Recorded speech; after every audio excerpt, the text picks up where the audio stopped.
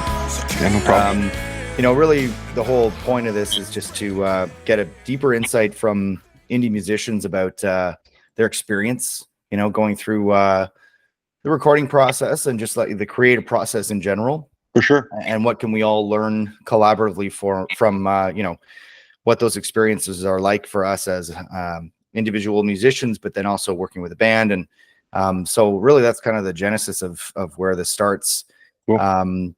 And clearly you have you released a new record. So yeah, first of all, I just wanted to ask a couple of questions about that and say, like, what was the thought process behind, for example, like selecting the songs that went on the record, knowing that, you're in Looking for Heather, but then also sort of this is kind of a solo thing. So what was kind of the thought process there? Well, I think it started a year or so ago when Jay and I, my partner in Looking for Heather, we were working on some new material for that project, and we'd sort of determined what was going to make up the record that we've got coming out later, like this year, early next year, in that, and just realizing there was a whole bunch of songs left over that I liked that we determined weren't really going to make it to the next Looking for Heather project, but I still felt that there was some merit to recording them. And so that was really what it was. It was just but I don't want people to think of them as leftover songs. It's more that they just weren't a good fit for the Looking for Heather project that we were working on, because we kind of had an idea what that was supposed to be. And these songs just didn't really find their way in it. But Jay and I both were kind of like, he's like, you really should record those songs, kind of like he does with his own solo project, because he has a solo thing that he does as well. Okay. And that's what that stems from. When we kind of collaborate on the Looking for Heather, the fallout from that generally becomes our solo records, because, why the hell not, right? Like, we've got these songs, you might as well put them out there and maybe somebody's going to like it. Yeah, no, absolutely. And the record is great. So I guess one thing that sometimes I get asked too about doing solo stuff is what are the real differentiator between where you decide it fits or it doesn't fit. I know it's probably a hard question to answer, but no, it's very true, right? It's just more feel. Like, I think, not to get too much into the Looking for Heather thing, because that's still coming down the pipeline, but when we were putting that record together, we had a really specific kind of sound we wanted to get back to. And these songs just didn't fit it. So that was really more or less what it was. But it's obviously harder for me, I think, than it is for Jay, because he can do a solo record because he doesn't sing in the band really all that much. He does some backup vocals, and he has done some lead vocals occasionally as well. But like, to be the singer and the songwriter and then putting these songs out, people are like, well, it kind of just sounds sort of like Looking for Heather anyway.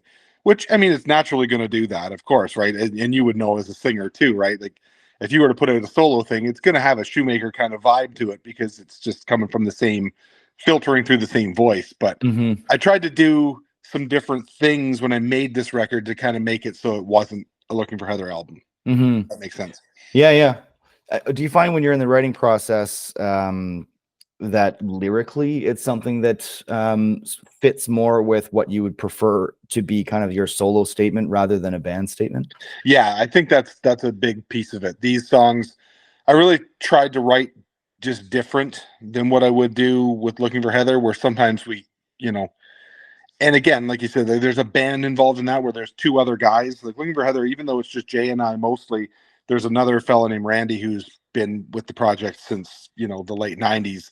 And so their input is kind of there too. And not that it's not welcome, but it's kind of cool just to do something that's sort of exactly from sort of my heart to the record, if that makes sense. Versus having to kind of filter it through and go, I don't really like that song, or maybe we should do that this way, where that's more collaborative. This is more like just exactly how I wanted to do it.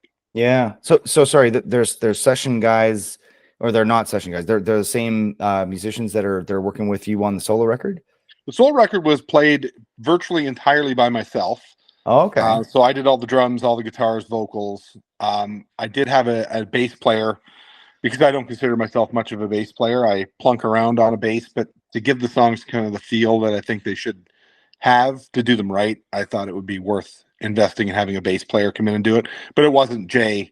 Not that Jay couldn't do it, but we just thought, what's the point of having that? It might as well just be a Looking for Heather project if we have him involved playing bass. So I got a different bass player. Yeah, that makes sense. Otherwise, it's all entirely me playing it too. So that was kind of an interesting experiment because I don't consider myself much of a lead guitarist. So I challenged myself on this to play all the guitars. So, you know, where That's before I could say, here, good guitar player, you can do all the complicated stuff. Now I'm kind of forcing myself to try and learn, which I think made me a little bit better guitar player too. I bet it did for sure. Yeah, that's good to push yourself to new heights. So the recording process itself, did you work with a producer or was it mostly self-produced? No, it was all done by me. That's sort of the why it's easy for me to make these type of projects because I have a studio in the house and I've been doing this for almost about 30 years or so now. That was sort of my initial foray into music over the years, is recording and engineering and mixing and all that stuff. So I have the means to do it, so it doesn't really cost me anything, which is kind of nice. So just when you get a whim, you can just kind of fly down into the studio and pick up a guitar and just start recording. And before you know it, after an afternoon, you've kind of got something there that's halfway respectable. Yeah. Well, there's some sophistication to the production side, which is really impressive now, knowing kind of behind the scenes how it came together. So well done. Thank you. So now knowing, and presumably this is the first kind of solo release that you've done in this way. Is that right? Yeah, absolutely. Yeah, I've never done anything so well. I shouldn't say that. I did a single back in 2021, I think, just because I had it sort of the same idea, and I had visions of doing this then. But then Looking for Heather kind of got rolling again. We put out the song Ghost Stories and it kind of took off a little bit. So Jay and I kind of drew all our attention back into that. And I kind of left this hanging. So the idea has been there to do the solo thing for a while, but this was sort of the right time. The last Looking for Heather record has sort of, filtered its way through. And we were kind of at the point where it's time to start something new for that.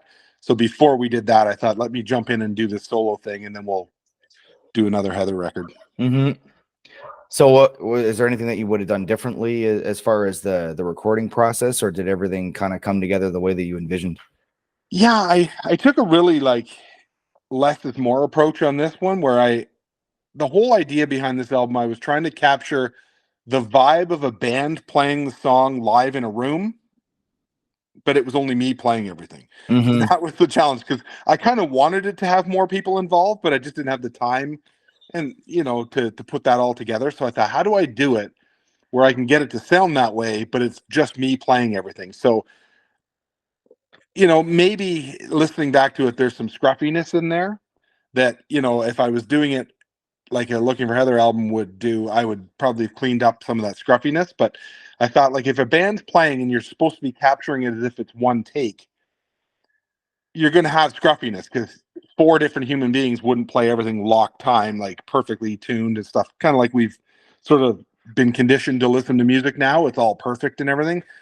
This record is very much not that. So it's a little scruffy. So maybe there's some things I listen to and go, yeah, I probably should have gone and fixed that. Or maybe in the spirit of capturing it in one take, I maybe missed an opportunity to do that better. But I don't know. People have said they like the vibe of it, so I guess it works. That's really what matters, I guess. Yeah, no, I think I dig that for sure. And I think honestly, it's probably one of those things where you're so attuned to those issues that they're by and large, you're manifesting the cringiness of hearing that section. Absolutely. And as an artist as well, you always listen to your own music so critically, because you just, like you said, every little nuance of it so well that, yeah.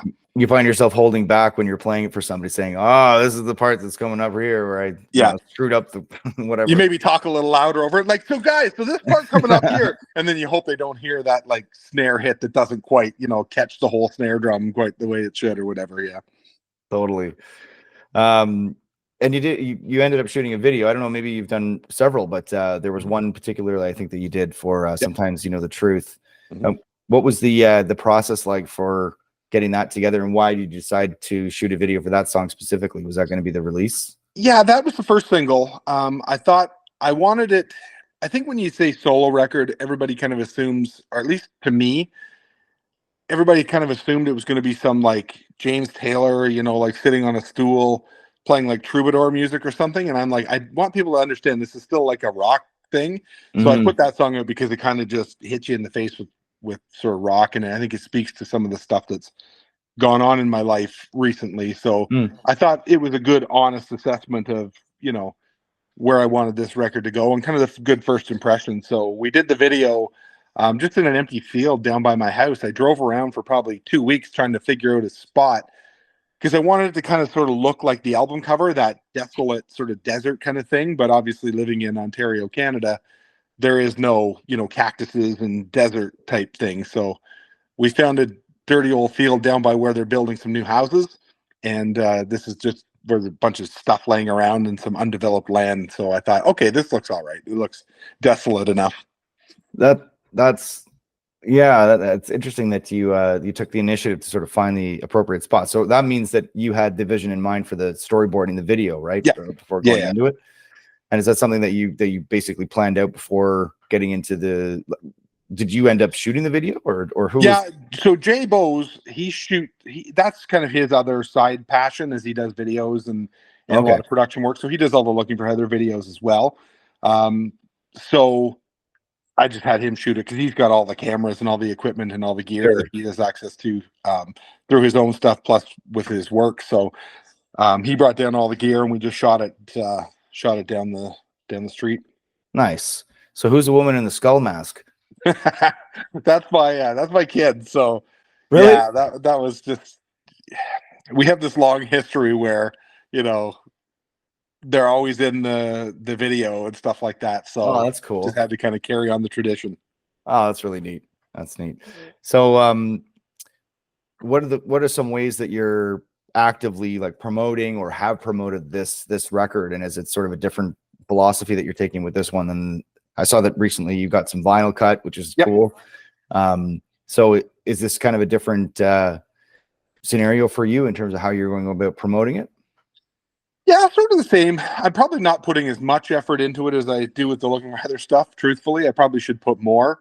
But I think that's also partially of having other guys there to kind of hold you accountable to it too. So I think when you're doing it for yourself, I can't be bothered doing that tonight. But yeah, I mean, just try to get out there and play it a little bit with the band, because it was recorded with a band sort of in mind. Playing it with a band was important. So getting out and doing some shows with that. And then, like you say, cut vinyl this time. Prices are coming down on that type of thing. So I thought maybe it's a good chance to experiment and see what that would be like. I felt that the sonic nature of this album just lent itself to vinyl as well for some reason. I always kind of heard it that way. So yeah, it was kind of cool to do that. Yeah. Did you end up having a company in mind that you went with for that, or ahead of time, or did you have to research? I went with Precision in Toronto, Precision Pressing. Okay. Because I know some people that have used them before, and they're Canadian in Toronto, so I thought that's kind of cool. There's more and more vinyl options out there now, which is great. I mean, that's also what's bringing the pricing down. But yeah, I just wanted to kind of keep it Canadian and keep it, you know, local and stuff. So they were great to work with. First time I've ever worked with them. They were very good. Lots of questions I had because I'd never done this before. So they were super great. They had I had a dedicated rep with me through the whole thing. So they assigned this girl, Katrina, I think her name was. We communicate mostly via email. So, but she was great. If anytime I had like some stupid question, I'd just reach out and she'd get back to me within like minutes usually. Just, oh yeah, just do this, or oh yeah, don't worry about that. There was a bit of a hitch when they were making the sleeves. And they knew I kind of had a bit of a deadline, so she reached out right away and sent me a video and said, is this okay? Do you want us to redo them? Normally we'd redo them, but we know you're on a deadline. It turns out I just had them redo it because I thought, you know what's another week? The deadline was really not that firm. So yeah, they were great to work with. That's really good. And you did a kind of a special process for a couple of them, right? What was because the vinyl itself is not black vinyl. It's so they have this option there. They have all kinds of different things you can do. You can do standard black, or you can do different colors. I got this one that they do. It's made of recycled vinyl. And so what it is the records are all pressed with. So when they're pressing other people's projects, if they have defects or things like that, or, you know, when they cut the record and then they trim off the excess and it falls into a big bin, they melt all that back down and make like pucks out of it again that they can produce vinyl on. And they sell it as an option, which I thought was kind of cool. And it creates a really cool like color pattern within it. Okay, so, that's what it is. I see. Yeah, so you can pick, like you can say, you know, do you want blue, do you want red, do you want orange, and then they kind of try and find the ones that match it the best. So I got this one they call Lagoon Blue, and it turned out really cool because there's little flecks of black in it and white and different stuff like that, all mixed in with the blue. And each one of them is going to be a little bit different because it's recycled, right? So it's reused vinyl, which is pretty cool. I actually really like that. The fact Yeah. that each one of them is different. That's a really cool feature. And the irony is that a lot of people will have the ability to play vinyl quicker than they'll have the ability to play a CD most of the time now. Yeah, it's funny because I was having that conversation earlier where we were saying that, like, I was just telling somebody, like, I had it out basically for one day, and I've already had more people reach out about buying this than I have with the CDs, because Is I had that right? CDs as well. And to your point, I think a lot of people have record players where they don't have CD players anymore. I know I'm one. I have one CD player here I could hook up, I suppose, but That's just it. It's like I guess. Yeah, like but I it's a bought a new hindrance. record player a couple of years ago, so I've got that all set up in the living room there that I could, go up at any given moment, put any record on and listen. Where a CD would take a bit of effort. It's too funny. So, through the whole process here, what advice would you have for indie artists that are looking to kind of take the leap and do maybe their first foray into getting this together for themselves? What are the sort of main learning curves that you could impart? Like, as far as like just the project in general, or yeah, I'd say so. Like anything that you learned along the way that you might be able to say, okay, well, if you're getting into this and you're finally going to make the plunge, here's what I would suggest. Yeah, I mean, for me, I think if you gotta have a bit more of a plan probably than I did from the beginning. I just sort of went blindly through it, but I think if you're going to do this thing, you've kind of got to know what the end goal is, and maybe plan it out a little better for like a 30-day, 90-day, 60, 6 month, 12-month sort of plan as to, okay, where, when am I going to finish this? When's this going to be done? When am I going to put this to here? When, just more planning, I think, than what I've did on this record. It was sort of just thrown together, and I'll put it out next week, and then I'll put this out then, and I'm going to make vinyl. I decided to make the vinyl, a month after the record was even released, where I probably would have planned that out better and had it all kind of drop at once and have a little more impact. Well, it's actually consoling to hear that, some of those decisions were made after the fact and that you didn't have it all mapped out. I mean, and still ended up coming out with an amazing product and still have the ability to, to supply it in a way like vinyl. Yeah. I think those are ultimately positive things. So, and when it comes to, like, you cut everything yourself, you did everything in your home studio. Mm-hmm. What distribution did you go through when everything was cut and ready to go? I've always used CD Baby. I've been with them since literally they first kind of came around in the mid 90s or whenever it was, like the very first Looking for Heather stuff. We had it all out on that. I know there's DistroKid and lots of other companies out there that do it, but I've just always been a CD Baby guy, and they're super easy to work with and keep, and nice. Yeah, that's great. Cool, man. Well, yeah, thank you again for taking some time and talking through the process, because it's a great record. Lots of people should have an opportunity to spin it. And are there plans for any kind of follow-up, or are you kind of more leaning into the Looking for Heather stuff now? Yeah, my goal, like the next thing we'll be Looking for Heather, we're going into our 30th anniversary next year, so we've got a lot of stuff planned. The operative word there is plan. So that project, we plan a lot more. We sit and have meetings and talk about, okay, what are we going to do and when are we going to do this by, and that kind of thing. But yeah, there's definitely a plan to do another solo record. I've written the majority of it. I just kind of got to the point last week where I kind of went, okay, I think I've got a good collection of tunes there. So I'll start recording those at some point. And then the goal is probably to have another record out next year. I kind of want to do one every year with the solo thing. So put one out in 2024, 25, 26, 27, and just make them smaller, like 8 songs or less, more digestible pieces rather than doing these longer projects. But definitely record format rather than individual singles. Yeah, I like that. I think Looking for Heather, we're taking a bit of a different approach. We're kind of going more of a modern approach now because, as you know, like making records takes a lot of time and money and effort. But I think for the solo thing, I will still do it in a record format where it's all like as one piece of work versus more spread out. Yeah, I'd be interested to hear the opinion of some of the, I guess, folks that are younger getting into this whole racket. Yeah. Whether they agree that it's a good idea to go LP, because I still find myself yearning for that full statement. Yeah. You know what I mean? And I think of everything in context to that as well. Even when I hear a single, I'm like, I want to hear it in context to how it sounds on a record. Absolutely. That's the generation we kind of came through, I think, right? Where I know just with my kid now, like there's just not that same connection to the albums the way, you know, we had it. And I find there's a lot of young people that are that way. But you're right. Like I like the whole concept. I like the whole record and hearing it all as one. And even when I'm making it that way, I always think, okay, like how's the song connect with the song after it? And what's the last song going to be? And how do we build up to that? You know, there's thought behind it where, you know, when 100%. you're whipping singles out there, they kind of feel homeless. Yeah. You know, they're just these songs, they're loose on the internet, but they're not really tied to anything. And I kind of like that. But the thing is, too, what's interesting about that, sort of on the other hand, is that how much time do we really have to sit and listen to a record anymore? Well, that's it. You know what I mean? Like in a lot of cases, it's how much of when is there an opportunity to just do nothing but sit and listen to a full length, 45-minute or so statement of music? Yeah, there's not many anymore, that's for sure.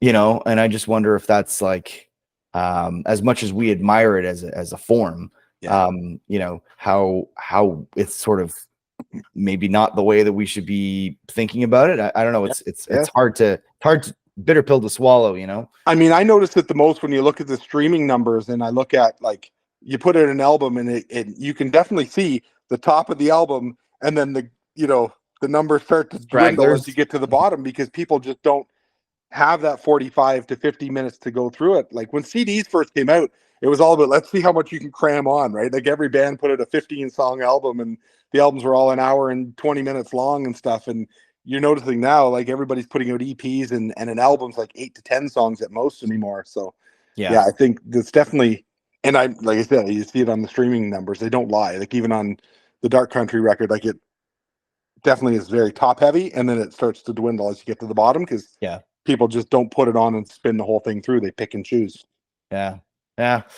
Well, fascinating. Well, I really appreciate you sharing your experience in putting this record together. It's a great piece of work, and more people should hear it. But we're going to be doing more summary sort of interviews with folks. So if you've got new stuff on the rise, let's touch base for sure and get the word out there. Any tours or shows coming up that you want to talk about before we part ways? Yeah, the next, I've really only been kind of doing like one show a month right now. Just I feel that way you can put like a little more behind it. Plus, as we talked about before, day jobs and real life kind of get in the way. So, the next show is obviously in Peterborough again. We're going back to Urban on the 27th of June with Nate Silva, an Ottawa artist who's coming down this way doing a tour. And he's asked us to join the bill. So we're doing that one.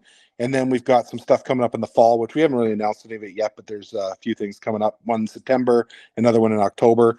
And then I think I might do some solo shows in July and August. Some just me with an acoustic guitar, just to kind of present a different slant on the record.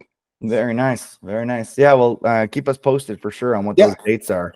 Absolutely. And yeah, man, I really appreciate your time, and thanks for being accommodating with shifting the time around and stuff like that. Good. Yeah, man, but keep in touch, and we'll keep on supporting one another. Absolutely, man.